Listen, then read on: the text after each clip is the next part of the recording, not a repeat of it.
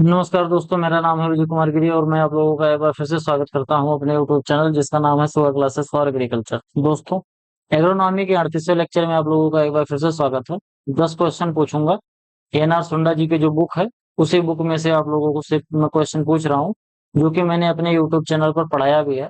अगर आप चाहते हो कि इन क्वेश्चंस का जवाब सही से दे पाओ, तो सबसे पहले आप लोग जाओ, वहां पर चैनल के प्लेलिस्ट में देखो, एक कम्पिटेटिव बुक ऑफ एग्रीकल्चर लिखा होगा। उसको पहले आप वहां पर से जाके पहले वीडियो देखो, अच्छे से आप वीडियो देख लो, अच्छे से समझ लो। उसके बाद फिर आप यहाँ पर आओ, आप प्रैक्टिस करो। 10 क्वेश्चन मैं आपसे पूछूंगा, उसको अच्छे से एक्सप्लेन करूंगा। जो कुछ भी चीजें आपको समझ में नहीं आ रही है, अगर क्वेश्चन देख के नहीं समझ में आ रहा है, तो मैं ये फिर से एक बार बोल रहा हूँ कि आप पहले उस वीडियो को देखो, तो यहाँ पर आपको अच्छे से क्वेश्चन समझ में आएगा। 10 क्वेश्चन में से आपका जो भी स्कोर है कमेंट बॉक्स में जरूर लिखिए। उससे पहले अगर आप लोग मैं पढ़ाना शुरू करूं, तो मैं आप लोगों को बता दूं कि अगर आप लोग बीएससी एग्रीकल्चर कर रहे हो, इस समय फर्स्ट सेमेस्टर में हो, तो आप यहाँ पर जो 8 कोर्सेज दिए गए हैं, ये 8 कोर्सेज आप लोग पढ़ रहे होंगे। अगर आप चाहते हो कि ये 8 कोर्सेज आपको अच्छे से पढ़ने को मिल जाए, आपको कहीं इधर उधर भटकने की जरूरत ना पड़े, तो आपको क्या करना है कि इस क्यूआर कोड को स्कैन करना है, और स्कैन करके आपको 500 रुपए का पेमेंट करना है। 500 रुपए का पेमेंट करने के बाद उसका स्क्रीनशॉट लीजिए पेमेंट का, और मेरे पास सेंड करिए। मेरे पास आप सेंड कैसे करोगे? टेलीग्राम पर जाना और वहां पर सर्च करना @विजय कुमार गिरी 945, जैसे लिखा गया है बिल्कुल एग्जैक्ट इसी तरीके से आपको लिख के सर्च करना है। वहां पर आपको एक कॉन्टेक्ट दिखेगा। कॉन्टेक्ट में आपको अपना स्क्रीनशॉट सेंड कर देना है जो आपने पेमेंट किया है, और अपना मोबाइल नंबर सेंड कर देना है जिस मोबाइल नंबर से आप टेलीग्राम चलाते हो। मात्र ये 2 चीजें प्रोवाइड करा देने के बाद आपको जो पूरा सिलेबस है वो अच्छे से प्रोवाइड करा दिया जाएगा। चलिए आगे बढ़ते हैं, देखते हैं सबसे पहला क्वेश्चन क्या है। सबसे पहला क्वेश्चन है, the phenomena the sorry, the Penman method estimate ET using moisture, soil moisture depletion, meteorological parameters, या फिर लाइसीमीटर डाटा, या फिर न्यूट्रॉन प्रोब रीडिंग। पहले इसको ध्यान से समझो। पहले बताओ, पेनमैन मेथड एस्टिमेट करता है किसको?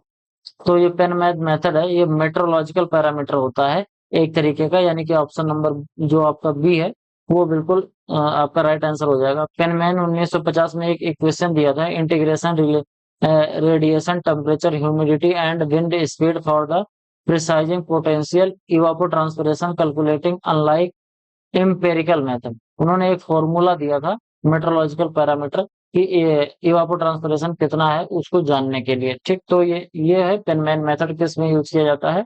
एक मेट्रोलॉजिकल पैरामीटर होता है।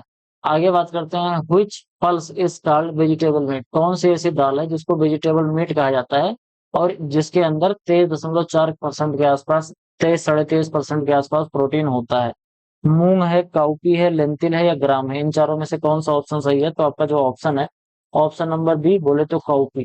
काउपी जो आपका है ये बिल्कुल राइट आंसर हो जाएगा। काउपीज हाई प्रोटीन, यानी कि 34.4% इसके अंदर प्रोटीन होता है, और इसमें बैलेंस अमीनो एसिड होता है, सभी तरीके के अमीनो एसिड होते हैं।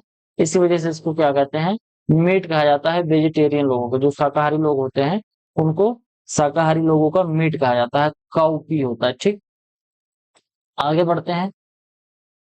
Pressure plates measure moisture content up to the tension. जो प्रेशर प्लेट होता है, इससे सॉइल मॉइस्चर टेंशन मेजर करा जाता है। ये कितने बार तक की टेंशन को अच्छे से मेजर कर सकता है? 0.33 बार तक, 1 बार तक, 15 बार तक, या फिर 60 बार तक? इन चारों में से कौन सा ऑप्शन सही होगा? तो आपका जो ऑप्शन नंबर सी है, बोले तो 15 बार तक। तो जो प्रेशर प्लेट होता है, ये केवल और केवल 0 बार से लेके 15 बार तक के टेंशन के सैंपल को मेजर कर सकता है। डिटरमाइनिंग फील्ड कैपेसिटी 1/3, जो फील्ड कैपेसिटी होती है यहाँ से लेके परमानेंट बिल्टिंग पॉइंट, जो कि 15 बार तक होता है। ये मैंने आपको कई बार पढ़ाया है कि जो फील्ड कैपेसिटी होती है वो 1/3 बार से लेके 15 बार के प्रेशर के आसपास में होती है। ये जो फील्ड कैपेसिटी होती है 1/3 होती है, और ये परमानेंट बिल्टिंग पॉइंट जो होता है वो 15 बार होता है। इसके बीच के जो पानी होता है, इसको हम बोलते हैं अवेलेबल वाटर। ठीक, इसको अवेलेबल वाटर कहा जाता है। निपिंग जो होता है, ये कौन से क्रॉप में किया जाता है? बहुत ही आसान सा क्वेश्चन है, डायरेक्ट क्वेश्चन है, आपको बताना है। ग्राम और कॉटन में होता है, शुगर केन में होता है, या टोबैको में होता है, या बनाना में होता है?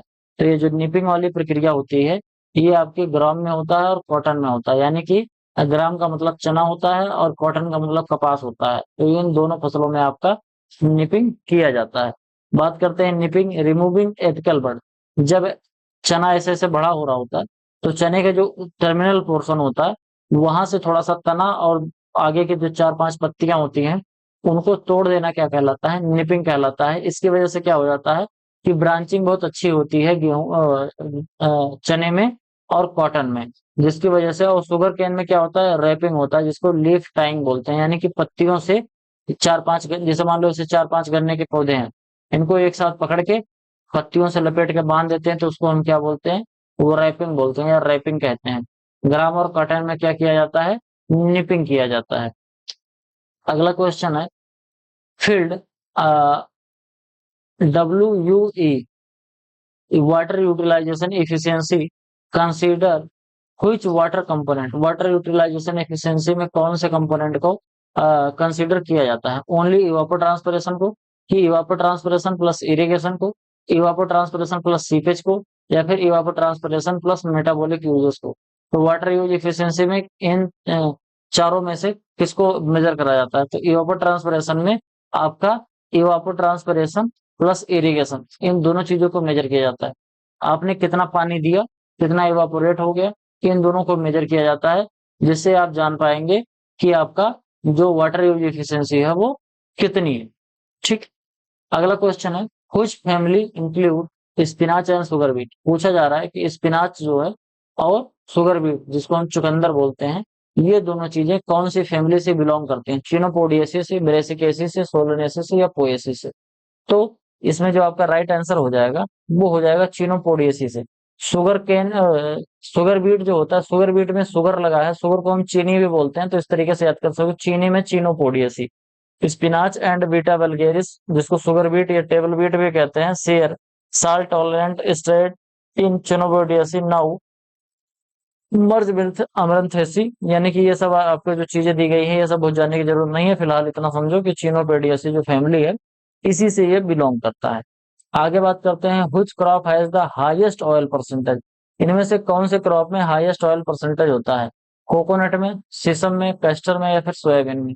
तो अगर आप थोड़ा सा भी दिमाग लगाओगे तो इसमें आंसर साफ साफ लिखा है कि जो कोकोनट होता है इसके पास 60% आपका ऑयल होता है। कोकोनट के अंदर ऑयल कितना होता है, 60% होता है। सिसमा में 46 से 52% होता है, कैस्टर में 35 से 58% होता है, और सोयाबीन के अंदर 20% ऑयल पाया जाता है। लाइसीमीटर जो होता है वो डायरेक्टली किस चीज को मेजर करता है, केवल इवापोरेशन को मेजर करता है, कि केवल ट्रांसपिरेशन को मेजर करता है, कि इवापो ट्रांसपिरेशन और लीचिंग दोनों को मेजर करता है, या फिर सॉइल मॉइस्चर टेंशन को मेजर करता है। तो इन चारों में से आपका कौन सा ऑप्शन सही होगा, तो आपका जो ऑप्शन है इवापो ट्रांसपिरेशन प्लस लीचिंग, यानी कि क्या क्या मेजर कर रहा है, सबसे पहले तो इवापोरेशन मेजर कर रहा है, फिर ट्रांसपिरेशन मेजर कर रहा है और लीचिंग मेजर कर रहा है, यानी कि कुल मिला के ये 3 चीजें मेजर कर रहा है। Wetting lysimeter qualified total water loss, evapotranspiration and drainage leaching from the cropping containers providing field scale water budget। इसको हम कहते हैं लाइसीमीटर। ठीक। आगे बात करते हैं पीईटी। ये पीईटी किसको रिप्रेजेंट कर रहा है, actual water use under tree, maximum evapotranspiration under optimal moisture, या रेनफॉल इफेक्टिवनेस, या फिर सॉइल वाटर स्टोरेज। तो पीईटी रिप्रेजेंट किसको करता है, तो पीईटी जो है वो आपका maximum evapotranspiration under optimal moisture, ये जो है ये आपका बिल्कुल राइट आंसर हो जाएगा। थॉट वाइट पेट 1948 में इन्होंने एक थ्योरेटिकल अपर लिमिट दिया था इवापोट्रांसपिरेशन की, वो है ना, soil water is non limiting use for irrigation planning. Irrigation planning के लिए नॉन लिमिटिंग होता है, ये इन्होंने दिया था। तो मैक्सिमम इवापोट्रांसपिरेशन ऑप्टिमल मॉइस्चर में पेट रिप्रेजेंट करता है। ठीक। अगला क्वेश्चन है the USWB class A pan has a depth of 10 centimetre, 20 centimetre, 25 centimetre या 30 सेंटीमीटर। तो आपका जो राइट आंसर हो जाएगा वो हो जाएगा 25 सेंटीमीटर। 25 सेंटीमीटर डेप्थ होती है और 120 सेंटीमीटर इसका डायमीटर होता है, और 20 सेंटीमीटर मेजर्स करते हैं इवापोरेशन के लिए, इतने millimetre per day for the irrigation scheduling के लिए। तो आपके 10 क्वेश्चन जो है कंप्लीट हुए। आप हमें फाइनेंशियली जरूर सपोर्ट करिए अगर हमारा एफर्ट आपको अच्छा लग रहा हो, अगर आप चाहते हो कि आपको रोज वीडियो देखने को मिले। इसके साथ साथ वीडियो पसंद आया हो तो वीडियो को लाइक करें, अपने चैनल को इस चैनल को अपने दोस्तों के साथ ज्यादा से ज्यादा शेयर करें, ज्यादा से ज्यादा लोगों तक चैनल को पहुंचाएं। अगर आपने अभी सब्सक्राइब नहीं किया तो सब्सक्राइब जरूर कर लें, जिससे आपको वीडियो मिलती रहे। इसके साथ साथ आपके जो भी सुझाव हैं कमेंट बॉक्स में जरूर लिखिए। मिलते हैं किसी दूसरी वीडियो में, तब तक के लिए इजाजत दीजिए। धन्यवाद।